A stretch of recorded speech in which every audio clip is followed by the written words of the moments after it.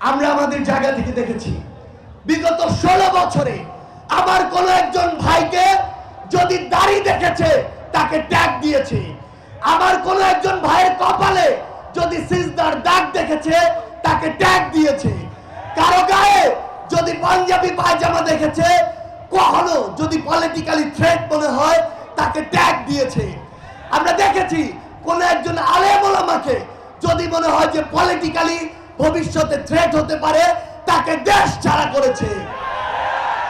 এই যে অন্যায়গুলো, এই যে অবিচারগুলো, এর প্রত্যেকটির বিচার এই বাংলাদেশে অবশ্যই নিশ্চিত করতে হবে। আমাদের জায়গা থেকে স্পষ্ট বার্তা, বাংলাদেশের ছাত্র জনতা ঐক্যবদ্ধ হয়ে নিজের রক্তের বিনিময়ে, আমার ভাই বোনদের জীবনের বিনিময়ে যেই দেশকে নতুন করে স্বাধীন করেছে, যেই ফ্যাসিস্ট হাসিনাকে দেশ ছাড়া করেছে, কোন দেশ যদি তাকে আশ্রয় দেয় তাহলে বাংলাদেশের ছাত্র জনতার শত্রুকে তারা আশ্রয় দিয়েছে। কোন দেশের সাথে এই বাংলাদেশের মানুষের পররাষ্ট্রনীতি কেমন হবে তা ওই দেশের কাজ নির্ধারণ করবে। ওবায়দুল কাদের, ওই শেখ হাসিনা সহ ফ্যাসিস্টের দালালরা যদি দিল্লি কলকাতার ভারতের উদ্যানে ঘুরে বেড়ায়, আমরা ধরে নিব এই কাজের মাধ্যমে আমাদের পররাষ্ট্রনীতি নির্ধারিত হবে। আমরা কোন দেশের সাথে ওই দেওয়ার সম্পর্কে বিশ্বাসী না। আমরা প্রয়োজন হলে আরো রক্ত দেব, তবে আমাদের এই যে সমতার সম্পর্ক, সমতার পররাষ্ট্রনীতি, সেটি বাস্তবায়ন করব। আমরা আমাদের চোখের সামনে দেখি আমাদের মায়েরা তার সন্তানের জন্য কাঁদছে, আমাদের 6 বছর বয়সের একজন সন্তানকে হারিয়ে আমাদের বাবারা কাঁদছে।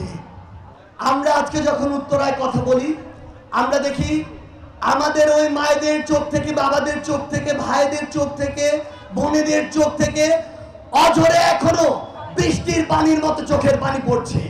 অথচ কিছু কিছু মানুষ এই যে স্পিরিট, এই স্পিরিটকে ভুলে গিয়ে সমন্বয়ের দাবি করে বিভিন্ন জায়গায় নিজের ভাগ দিতে ব্যস্ত। আমার যে ভাই শহীদ হয়েছে সে ওই কবর থেকে কিভাবে এই ভাগ নিতে আসবে? আমার যে ভাই এখন ওই হাসপাতালে শুয়ে আছে, যে ভাই হাত হারিয়েছে, পা হারিয়েছে, চোখ হারিয়েছে, সে কিভাবে হাসপাতাল থেকে উঠে এসে এই ভাগ নিতে আসবে? আমাদের যদি বিন্দু মাত্র লজ্জা থেকে থাকে তাহলে কোন নাম ব্যবহার করে, কোন পদ ব্যবহার করে, নিজের ওই ছোটখাটো স্যাক্রিফাইস গুলোকে ব্যবহার করে আমরা কোন জায়গায় নিজেদের ভাগের দাবি করতে পারি না।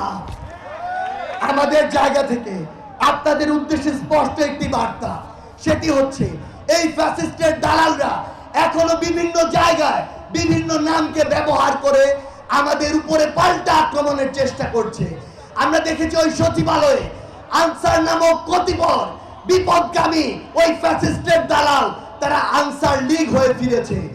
আমরা আপনাদেরকে সতর্ক করতে চাই, এখনো প্রত্যেকটি জায়গায় ওই সাভারে বলেন কিংবা বাংলাদেশের সচিবালয় সহ অন্যান্য জায়গাগুলোতে বলেন, এখনো তারা এই অপচেষ্টাটি করার সর্বোচ্চ চেষ্টা করছে। সামনে আমাদের যে হিন্দু ধর্মাবলম্বী ভাই বোনের রয়েছে, তাদের যে পূজা উৎসব সেটি রয়েছে।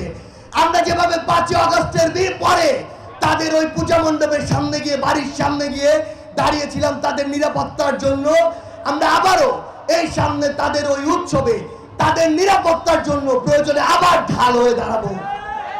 একটি জিনিস মনে রাখবেন, ওই যে দোসররা, ওই যে দোসরের এজেন্টরা, ওই যে দোসরের দেশগুলো, এগুলো কিন্তু এখনো থেমে নেই। তাদের রক্ত কিন্তু এখনো ঠান্ডা হয়ে আছে। তারা কিন্তু এখনো বিভিন্ন এজেন্টের মাধ্যমে এই পরিকল্পনা আছে কিভাবে পাল্টা ছবল দেওয়া যায়। আমাদের ছোট ছোট স্বার্থ, আমাদের ছোট ছোট রাজনৈতিক উদ্দেশ্য, এই বিষয়গুলোকে অনুরোধ করছি এক পাশে রাখবেন। সামনে জনগণের ভোটে নির্বাচিত জনগণের সরকার হওয়ার পূর্ব পর্যন্ত আপনাদেরকে এই ছোটখাটো স্বার্থগুলো এক পাশে রেখে বাংলাদেশ রাষ্ট্রের জন্য, বাংলাদেশের জনগণের জন্য ঐক্যবদ্ধ হতে হবে। এবং এই ঐক্যবদ্ধ হওয়ার কোনো বিকল্প নেই।